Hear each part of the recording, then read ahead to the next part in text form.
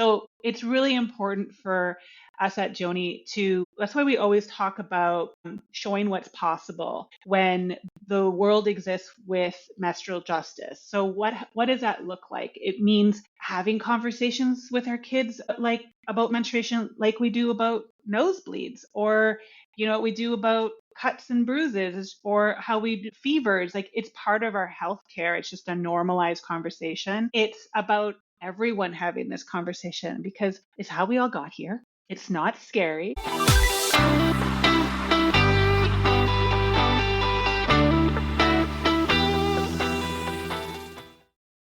Hello and welcome to the Best You interview series. It's Gary here. Thank you very, very much, as always, for taking the time to join me. And today I'm absolutely delighted to be joined by co-founder and CEO of Joni, Linda Biggs, who is here to discuss her entrepreneurial journey that is sparking a revolution in period care. Joni is a Canadian plant-based period care brand she built with her co-founder, Jayesh.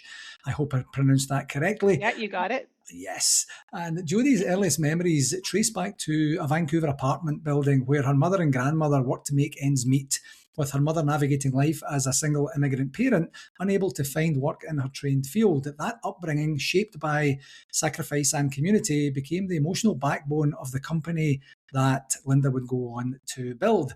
Joni is founded on three core values: unapologetic inclusivity. I honestly love that statement. I read it multiple times as I was preparing for today.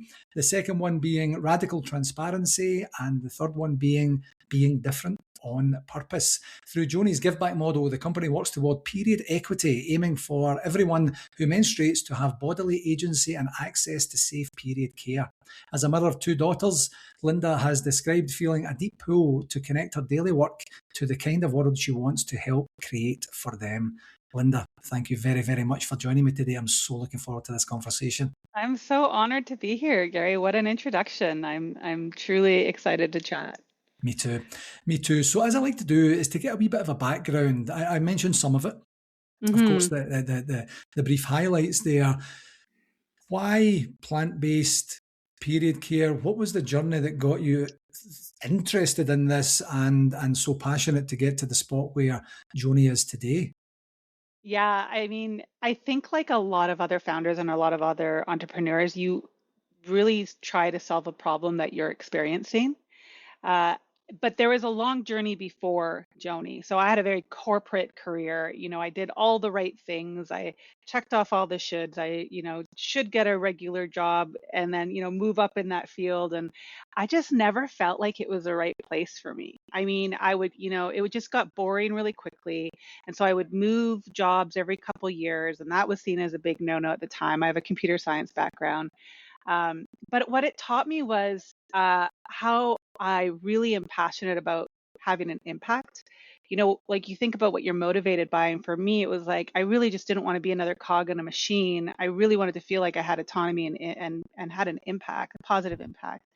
So long story short, I got to a place in my career where I was looking to start something on my own. I had already worked with other female founders. I had helped them grow from that 0 to 1. And I thought, Linda, now's the time to invest in yourself. And I love how the universe works, because when you're ready, like what they say, when the student's ready, the teacher appears. Yeah. And in my case, Jayesh appeared, and we got introduced. And Victoria's a really small town. I mean, not that small, but small enough so that it's like 2 degrees of separation instead of 7 everywhere else. And we were introduced, and Jayesh he's a pharmacologist by trade, and he was taking his master's degree at UVic, and he was looking into this field. And we had several conversations, and during those conversations, I just kept envisioning my experience with period care, with menstruation, with the support or the lack of support, with my own journey in health. And I kept thinking, there is such a gap that I really feel like we can have an impact here. And it was really one of the first times where I allowed myself to kind of dream the dream and think crazy. Like, let's think, what's the best case scenario?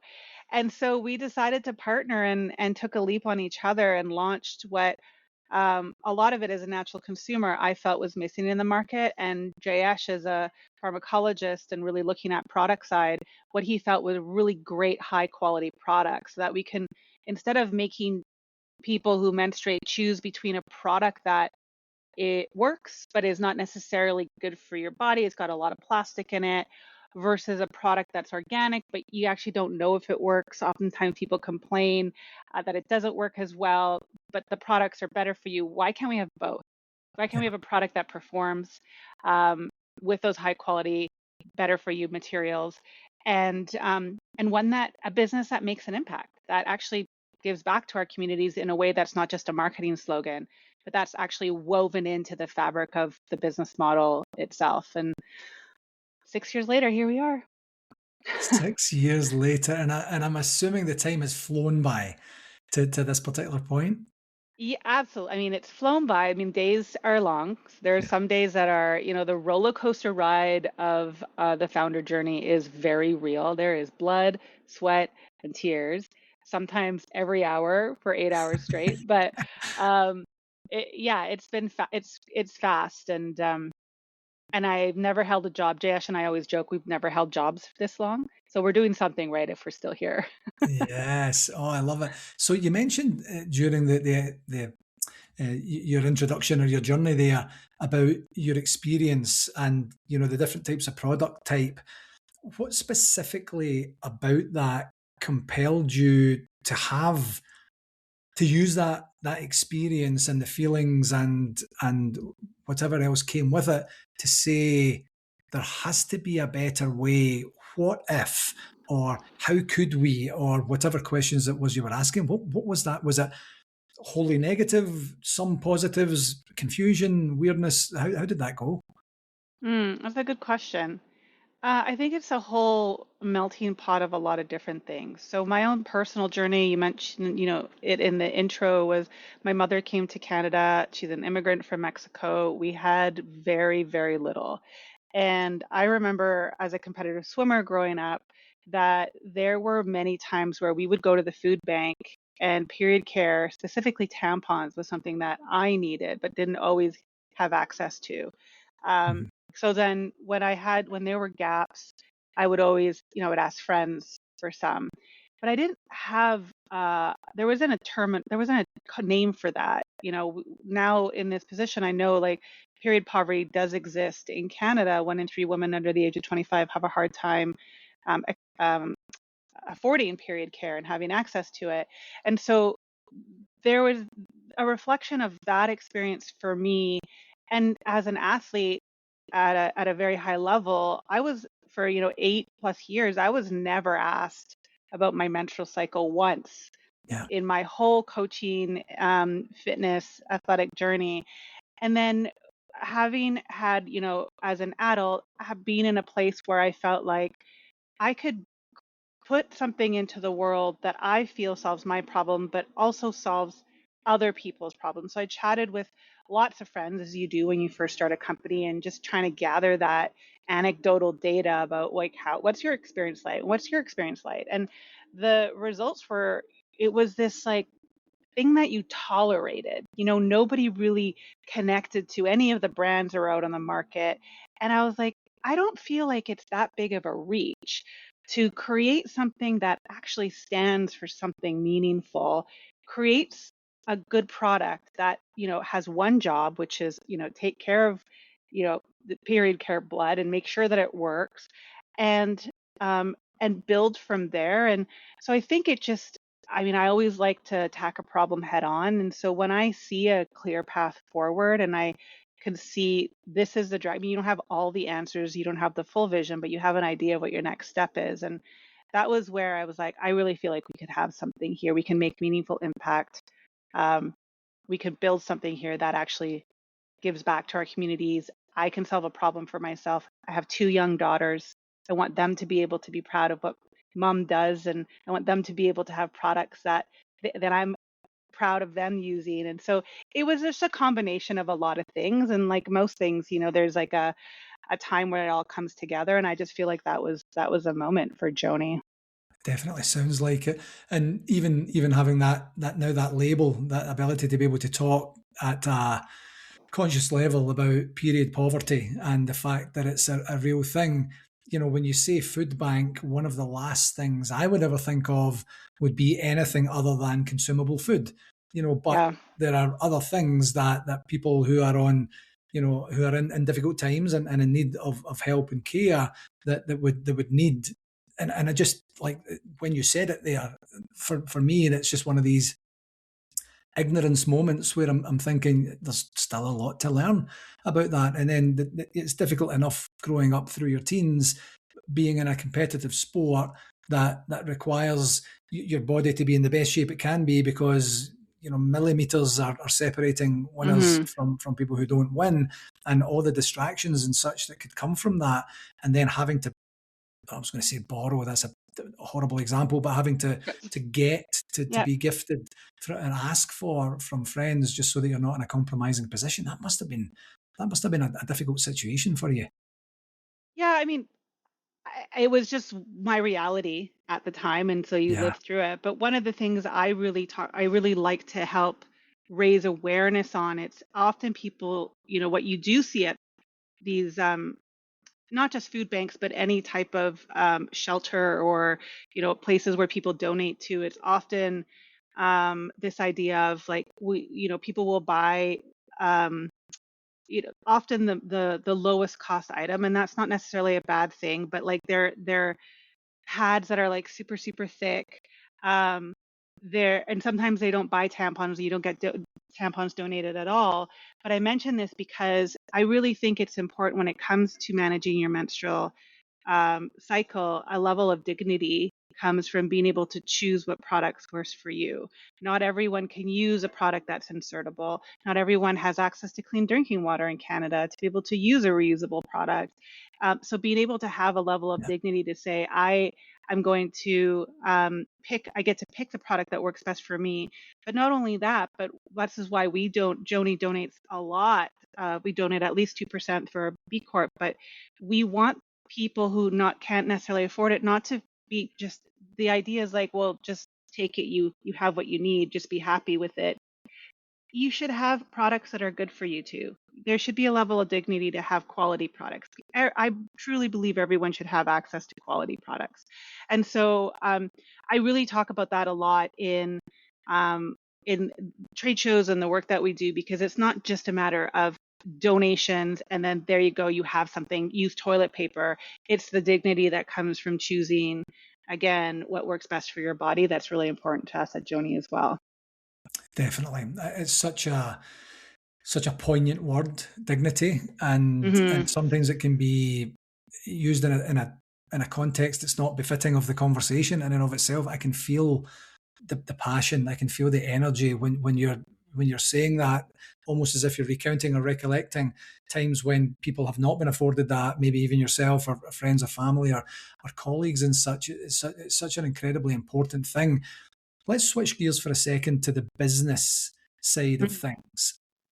So how you and I got connected was I saw a former guest of the podcast comment on a LinkedIn post of yours, April Hickey. Shout out to April, who April, love you.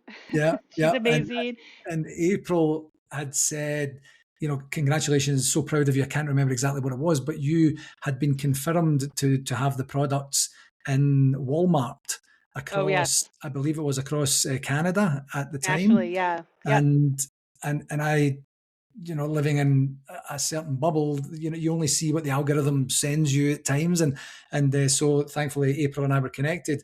I connected with you, and you were so kind and gracious to agree to come on and tell your story.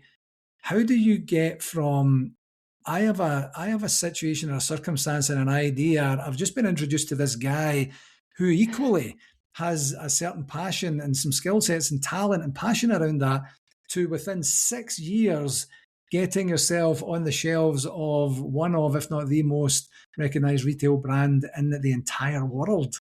Oh, I mean, so much of it is not logical. Like you can't plan a lot of it. You have the best set of plans, and then it pivots, and then they're out the window. I think I'll be fully honest, and I think this is important to be fully transparent about too. Going back to our values is. A lot of times, when we're on podcasts and we're talking about success and people are listening to it, they're like, oh man, I'm not there. Like, what am I doing wrong? And the reality is, we did a lot of things wrong and it was a really hard grind. We didn't pay ourselves for the first 4 years. We put everything back into Joni. We worked full-time jobs so that we can support our families and pay, like, feed our kids and pay our bills. Um, but we took a series of steps and planted seeds every year with this deep belief that we were going in the right direction, and the signal that we were seeing was showing us signs. Yes, you are going in the right direction. Hang in there. So first year, we made $30,000 in our first year. Launched in 2020. I feel like we should write that year off. It was crazy for everybody. But like, Yeah, it if you was a think about that, it was not a rocket ship by any means. It's like most people would be like, shut the doors, like that's it. But we made another year work, and we had a really hard time getting funding, and so we did a crowdfunding campaign to keep ourselves alive, and that was really successful, and that gave us a signal that our customers really wanted this. And so it's a series of small steps. A lot of it doesn't make sense at the time. It could be a lot of big bets that you're like, well, if this pays off, great. If not, then at least we tried. And in terms of the Walmart launch, we retail is always been a big part of our strategy because of the accessibility piece that Joni's that we're big on. So it's great to have a great product, but if it's not priced at a level where most people can afford it or available across the country, even in remote communities, then for us, it's not accessible. So we really like to work with partners that help us bring that accessibility. And Walmart's just been such a fantastic partner, especially for Canadian women-led businesses, and they're really keen on B Corp businesses too. So we were able to go to Toronto and pitch, and it was quite a fantastic event, and they took us in with open arms, and we launched over 250 stores across the country and growing on shelves. And so we see the data, like in a category that's we're this big in a massive category against these bigger players. We're slowly gaining some traction with awareness, and so it's just really exciting. And I'm just it's a team. It's not me. Like, we got an amazing team. Teamwork makes the dream work. Absolutely, absolutely, it does. And it's not just Walmart that you're in. You know, if you visit the Joni website, I see a lot of very prevalent brands there that you have partnerships or affiliations with that you're getting the word out through different distribution channels. Yeah, we're in over just under 2,000 doors in Canada, and we are Wow. growing. So for a retailer standpoint, we're really growing. We're available online at getjoni.com, Amazon, Costco.ca.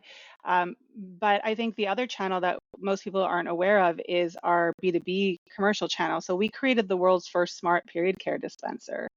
We saw a problem in the market. Again, we were like, how is it that we still have these dispensers? I don't know if you've ever seen them, Gary, but they're like literally some of like the 1960s like Tampax dispensers in some of these washrooms, and it's comical, but not. And uh, going away from not being able to afford it, but being a woman who, or a person who menstruates, who might be caught off guard, which happens quite often. The stats are 87% of people who menstruate get caught off guard. And all of us can relate to this. And you have to have the right coins. And if you have the right coins, you have to make sure that the dispenser is not empty. And so we ended up creating, again, thinking about, can we make an impact here? We created this smart dispenser that allows facilities teams to see which dispensers need to be refilled. So it saves on labor costs for them, but it also, for the end user, allows them to have product available when they need it. Yeah, again, that opportunity to see, feel, experience a problem, take the problem or the challenge and turn it into something, okay, well, what would this look like if we're starting today? How can we make it easy for everyone involved in the actual process in and of itself, including most importantly the customers, to be able to access that? How, who came up with that idea? We created our first prototype for a dispenser in partnership with a university, because they were really struggling to find a solution that worked for them. And we didn't have the cash flow for them. So we said, we feel like we can create something for you. Are you willing to prepay for these? And they did. They believed in us enough that they prepaid for the dispensers. So we created the dispensers for to solve the problems they were having. Then we realized it's not just one customer that had this issue, there were many customers. And so our Model V dispenser, this latest version, was about 4 or 5 prototypes from that original version. And this one incorporates a backend technology that has that dashboard. So again, it was really listening to our customers and then really listening to the signal that we were hearing in the market of what's working, what's not working. And so we really leaned into it when we found that it was working. Fabulous. And once again, teamwork makes the dream work. You have a lot of allies in this particular space. I imagine that's only going to grow over time, where people start to see the momentum, see and feel the values in action, and then how can I help? Have you thought about this in this environment? And then you're getting creativity from community, essentially. Would that be fair to say? Yeah, I mean, I think the best, fastest growing companies stay really close to their customer, right? Pay really close attention to the information that they're getting back. And so we've really done that all along the way. And it will continue to do that because I think that's what allows us to move quickly, but also not only move quickly, but create products and solutions that then really solve a problem. It's not just another Me Too product. It's not another Alibaba something or other. It's just, it's actually technology. It's IP built in Canada that that creates more jobs, that contributes to our community in a bigger way. That's what we really love to do. Absolutely incredible. So just to go back to the give back model, you mentioned the percentage of give back. Is there a specific target for the give back? Is it distributed among various players or parties that you're passionate about, or is there a specific strategic target or focus for your give back model? So our commitment is a B Corp commitment, which is we donate at least 2% of our revenues to um, into nonprofits that move menstrual justice forward. So to date, that has mostly meant the contribution of products to really amazing nonprofit partners like Moontime Connections, which are an incredible organization working with really remote communities across Canada. The Period Purse, which is one of the first large organizations in Ontario to really drive that menstrual justice movement forward. Food Banks Canada, which is just so incredible for so many communities in so many different ways. We work with a lot of these amazing nonprofits, and it's also a symbiotic relationship in a way. They grow and we grow, and then our impact grows. So it's something that we've really paid close attention to, and we don't ever see it as a marketing slogan. I think it's really important that we see it as a deep part of our business model. And so when we're talking to our nonprofit partners and we're donating product, this could be cash to them too, we're really asking them, how can we help you? What works best for your community? And that's worked really well for us. So 6 years in, no payment for 4 of those 6 years, working full-time jobs. That's all difficult in and of itself. Outside of those practical, tactical challenges that you were facing, what's been the biggest challenge that you didn't see or foresee to this point Mm. thus far in terms of building the business and getting the recognition and getting the opportunities that you've earned thus far? I think that the biggest problem we've experienced, I don't know if it's stigma, but there's definitely an element of maybe it is stigma when it comes to fundraising. We were told that there's already enough solutions on the market. So why do we need another period care solution? And I think it's because, these people making decisions don't necessarily have lived experiences Yeah. with menstruation. Or we would get investors that would be like, well, I have no idea whether or not, what to do here. Let me ask my wife. And in the end, like, this is a business and we are here to be profitable. And the interesting thing about them not seeing the opportunity when literally 51% of the population are women, and 30% menstruate, and this is, it happens every month, and or things like you can't say vagina on Meta because you get blocked, or vulva, and these are pretty key words for a Yeah. period care company, but we have to get permission to Yeah. say that, and we don't use euphemisms, so it's very important for us to use the right terminology. So when you're thinking about digital marketing strategy, well, now you have to kind of play into how Meta operates, and so that can be impactful as well. And um, so I mean, I think like anything, there's not one big thing. It's just a series of things that come up that you, in some ways, we have taken them as opportunities, whether Mm. that's an opportunity to help educate people around, why things are the way they are and why they potentially should be different. So the term feminine hygiene is a perfect example. We all are familiar with the term Yeah. feminine hygiene. It's a euphemism. It is literally on the banners of most retail stores, in the period care aisle. And it wasn't until I started Joni where I was researching the history of menstrual care and realized how feminine hygiene came to be. And the story is wild. It started because Lysol was creating a douche for women, because at the time there was something called the Comstock Act that prevented you from being able to talk about reproductive health, including menstruation, in any way. It was banned. Um, and this was like in the early 1900s, and so this women weren't allowed to have birth control, and so douching was a euphemism for birth control. And Lysol, the cleaning product that we're all Yeah. familiar with, Yeah. was the first douching product. And so marketers got really creative, and instead of skirting around the Comstock Act, they invented the word feminine hygiene. So it's a really fun exercise if you Google like origins of feminine hygiene, and you get to see all of the ads that come up, because they're wild. They're like, is your husband distant?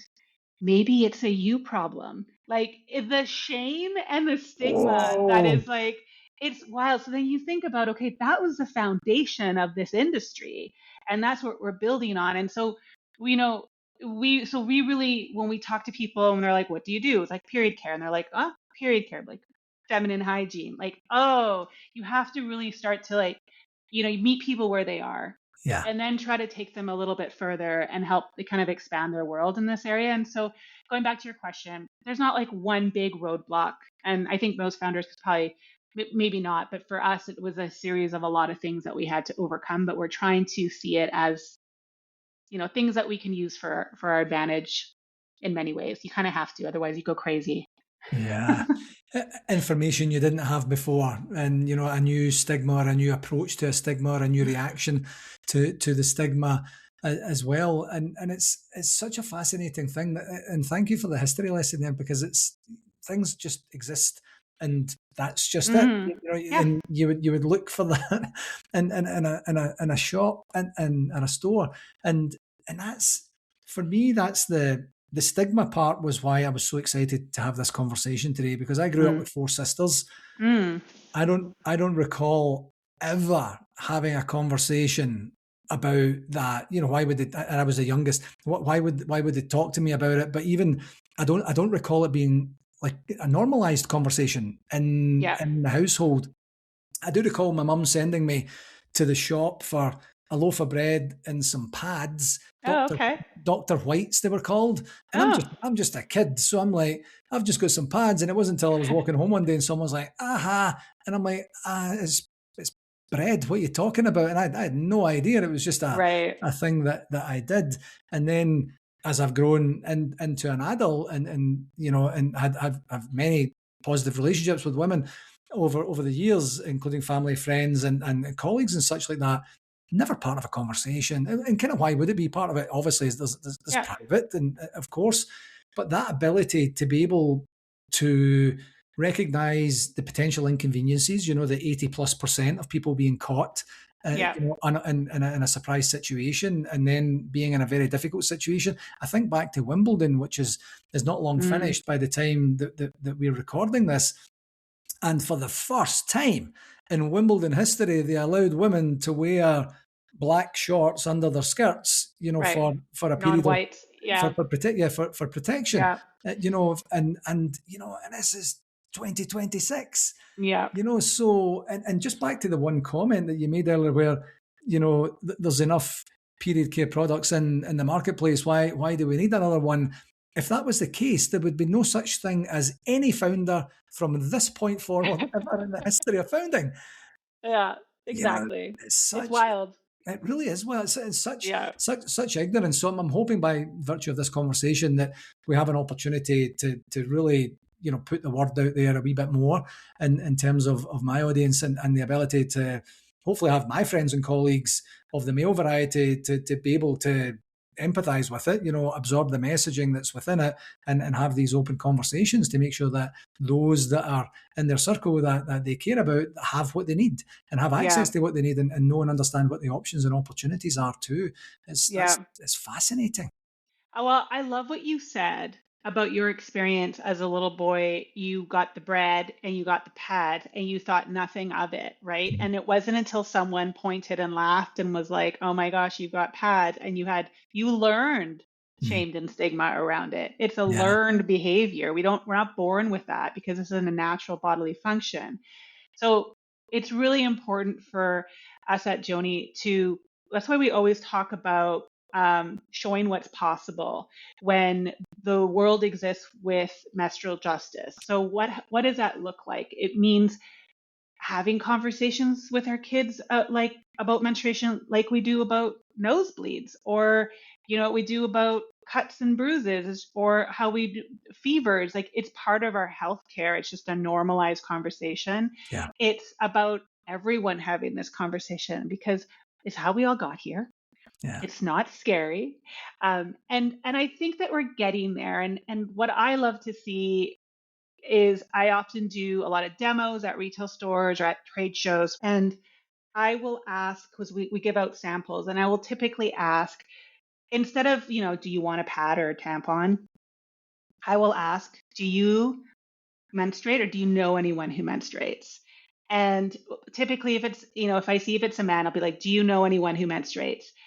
Because I want to include them in this conversation. yeah. And I would say about 80% of the time, they're like, well, yeah, of course I do. My wife, my daughter, my sister. And then I would say, these are organic pads. And they're like, great, I'll give it to them. No problem. A small percentage will be like are kind of like taken off guard, and they have to think about it. And some say no, and some say no. Very small percentage who are like, no, like they're totally offended. But I love, it's okay, because what it does is it makes them think. And so there was one time Yeah, when I was at this retail store, and this man's like, oh no, and he walks away, and I'm like, that's okay. He must have been thinking about it the entire time he was in that store, because he came back and he was like, actually, I thought about it, I have two nieces. And so I gave him two, and I was like, that is why we do this, because yeah, now he's taking those products to his nieces. Hey, someone gave these to me, thought you might want them. The nieces are going to be like, oh, my uncle brought me pads. yeah. That's kind of cool. There's a whole process in how we destigmatize this conversation, and it's happening. So I'm super excited for it, and I think that what you said was a really, really great point as to when we question why we feel the way we feel about it. A lot of time it's learned, and Yeah. so let's think about, how do we unlearn some of that narrative and some of those stigmas, because I think the world's going to be a better place because of it. I completely agree. Absolutely, completely agree. As you know, Linda, this is called The Best You. I like to take this opportunity to ask every guest, what's one regular practice that Linda employs to give you the best opportunity to be the best version of yourself each and every day? Well, I would say recently, because of the stage of life where I am, is I'm lifting weights. It honestly is like, it clears my head, and it's my lifesaver. So I would say lift heavy, ladies. Yes, indeed, indeed. My partner is on the weights train right now too, just Nice. making sure that she's getting to a point where she knows what's good for her body, and knows how to look after herself as she goes into the next season. Yeah. And I'm very glad that she's doing that thing. Before I let you go, Linda, what's next? What can we expect next from Joni? Well, we have a very exciting launch coming up. next month. So that's a product that we've been working on quite a bit, and it's quite innovative. So that'll be launched next month in August. But in terms of our growth, our B2B dispensers, so our Joni Model V dispenser is rolling out to thousands of locations across Canada and now into the US. And so I would say see us in the wild. You'll see us on retail shelves. You might see us at the libraries, at dispensers. You might see us at the airports. And so if you do, take a photo and tag us. I love to see Joni in the wild. Absolutely, absolutely. I'm going to keep a more close eye out now to the places that I would go that I would be able to Yeah, see it, and certainly would absolutely be delighted to do that. And this is an open offer at any point, Linda. If there's anything I can ever do for you, anything I can ever do for Joni and the brand and the future expansion, please don't hesitate to reach out. I would be more than thrilled to be able to help. that's really sweet. Thank you, Gary. Appreciate it. And likewise, I think what you're doing is great. Appreciate it. Linda, before I let you go, where can people find out more about you and more about Joni? Yeah, so Joni is getjoni.com. That's the best place to find out more about us, our products. We are on Amazon, we're at Walmart, like we talked about, but the best spot is getjoni.com. Also, follow us on Instagram. We're at get_Joni. We put a lot of educational content out. We have a lot of fun with our team on there, so please follow. And I'm at maker.co if you want to follow my journey personally. Wonderful. Excellent. I knew this was going to be an education and a revelation. I am so thrilled and delighted and honoured that you took the time to have this conversation with me today. I have a feeling it's not going to be the last time that you and I chat in our lifetime, and I'm really looking forward to seeing the journey, seeing the growth, seeing the future expansion, and seeing the great things that you're doing. I can't thank you enough for coming on the show. Thank you, Gary. Such an honor, such a joy. I had a lot of fun. Hello again. Thanks again for tuning in to this episode, and I do hope that you found it valuable and gained some insights. I do have an ask for you. If you enjoyed this podcast, I would absolutely love it if you would connect with me on my socials, and that's at LinkedIn, Facebook, and YouTube. Just search for my name and do whatever it is you need to do there to follow me and stay updated with all the latest content, tips, and discussions. And for any more resources that you're looking for, feel free to visit my website, garygillen.com. And while you're there, you can book a free, no obligation 30-minute coaching call directly with me through the site. Whether you're looking to enhance your performance or tackle a new challenge, I'm absolutely here to help you succeed, and I would absolutely love to hear from you. Thanks very much again, and until next time, keep pushing towards your goals and getting better each and every day, my friend.